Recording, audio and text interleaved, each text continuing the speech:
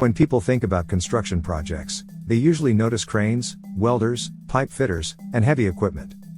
But behind almost every activity performed at height, there is another critical profession that makes the work possible. That profession is the scaffolder. A scaffolder is a skilled construction worker responsible for building temporary access structures that allow workers to safely perform their tasks at elevated locations. Scaffolders are found on small commercial projects, residential buildings, factories, refineries, power plants, petrochemical facilities, offshore platforms, mining operations, and large industrial construction sites. Their work begins long before the first scaffold tube is installed.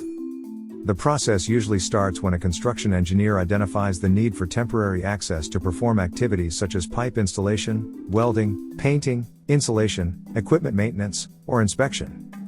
The engineer submits a scaffold request specifying the work location, required dimensions, loading requirements, and duration of use. For simple scaffolds, standard designs may be used. However, for complex structures, a scaffold engineer develops a detailed scaffold design including load calculations, tie-in requirements, foundation details, access routes, and structural stability analysis. Before erection begins, the scaffolding supervisor conducts a site assessment to identify hazards such as underground services, unstable ground, overhead power lines, restricted access areas, and nearby operating equipment. The scaffolding crew then prepares the foundation using base plates and adjustable base jacks to ensure the scaffold remains level and stable. Several types of scaffolding may be used depending on project requirements. These include independent scaffolds, birdcage scaffolds, mobile towers, suspended scaffolds, cantilever scaffolds, system scaffolds, tube and coupler scaffolds, and heavy-duty industrial scaffolds.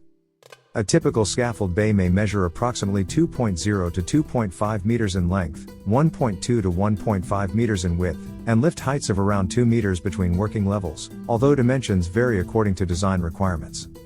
During erection, scaffolders install standards, ledgers, transoms, braces, platforms, guardrails, toe boards, access ladders, and ties according to approved drawings and procedures.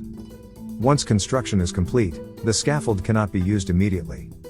A qualified scaffolding inspector must conduct a detailed inspection.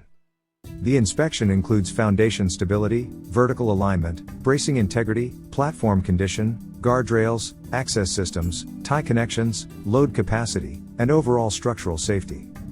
Depending on company and project requirements, scaffold inspectors may hold certifications from organizations such as CISRS, OSHA-recognized training programs, BSN standards training, industrial scaffold inspector certification schemes, or other nationally recognized scaffolding qualifications.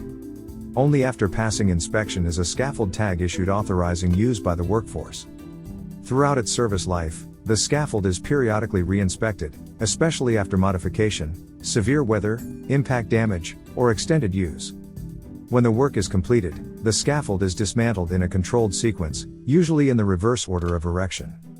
The process involves scaffolders, supervisors, inspectors, safety personnel, and area coordinators working together to ensure safe removal of all materials. A professional scaffolder does much more than assemble metal tubes and platforms. They create the safe working environment that allows thousands of construction workers to perform their jobs at height every day.